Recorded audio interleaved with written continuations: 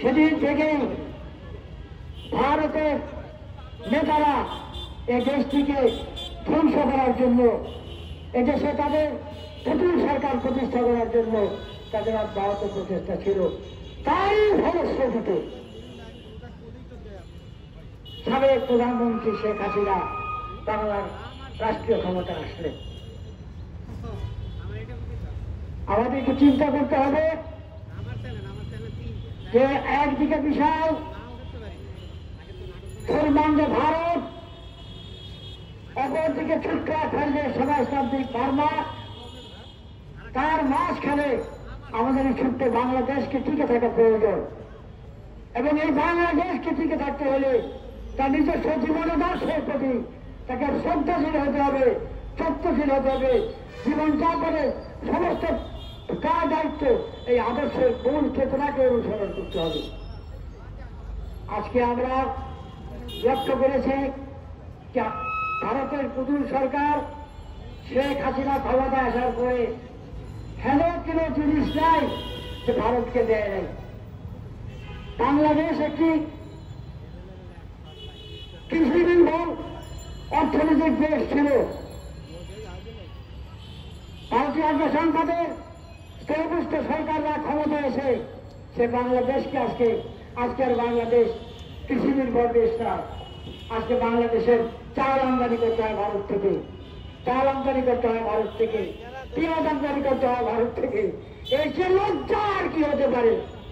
যারা একদিন আমাদের চালের জন্য হাত পেতে থাকত, যারা সকালে রুটি খেত, দুপুরে 200 রুটি খেয়ে আবার ভাত খেত, রাত্রে রুটি খেতে ভাত খেতে না, তাদের চালের হলে সেই চাল সে ভারত আজকে আমাদের কাছ থেকে আজকে আমাদেরকে চাল সরবরাহ করে। বাংলাদেশ একটি নদীমাতৃক দেশ।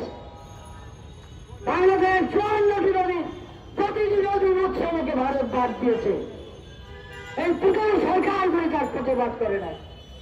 বাংলাদেশের পানি নাই, পদ্মায় পানি নাই, গঙ্গায় পানি নাই, যমুনায় পানি নাই, মেঘনায় পানি নাই, হরিগঙ্গায় পানি নাই, ইসামতিতে পানি নাই, আদিয়াল খায় পানি নাই, কোথাও পানি নাই।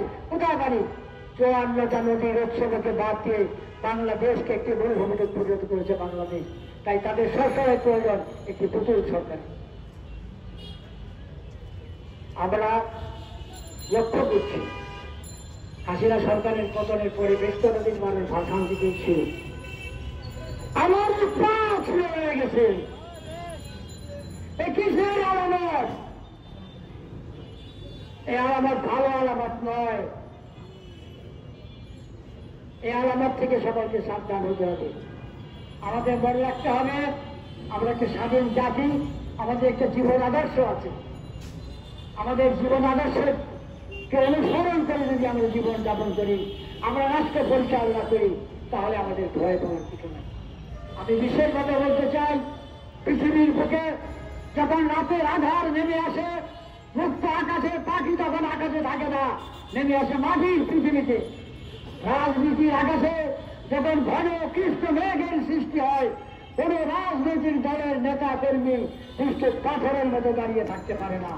তাই আমরা অবিলম্বে সকল গৌরবকে এই ধ্বংসাত্মক রাজনীতির থেকে দূরে থাকার আহ্বান জানাই এবং বাংলাদেশকে শক্তিশালী করার জন্য ঐক্যের বিকল্প নাই বলে আমরা মন্তব্য করছি। ক্ষমতার স্বচ্ছ সামান্য কিছু দিয়ে ক্ষমতার জন্য দয়া করে কেউ আমরা ঐক্যগ্রস্ত করবেন না। ঐক্য আমাদের শক্তি, ঐক্যই আমাদের অগ্রগত থাকে আরো ত্বরান্বিত করবে। আমরা সকল রাজনৈতিক দলের কাছে, বিশেষ করে সরকারের কাছে অনুরোধ করি, সরকারের কিছু ব্যর্থতা স্বীকার করার কারণ নাই।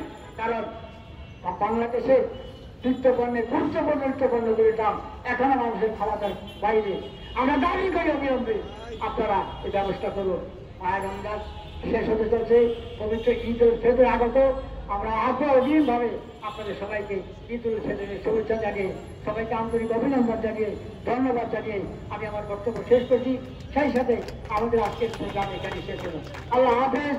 বাংলাদেশ জিন্দাবাদ, বাংলাদেশ মুসলিম লীগ জিন্দাবাদ।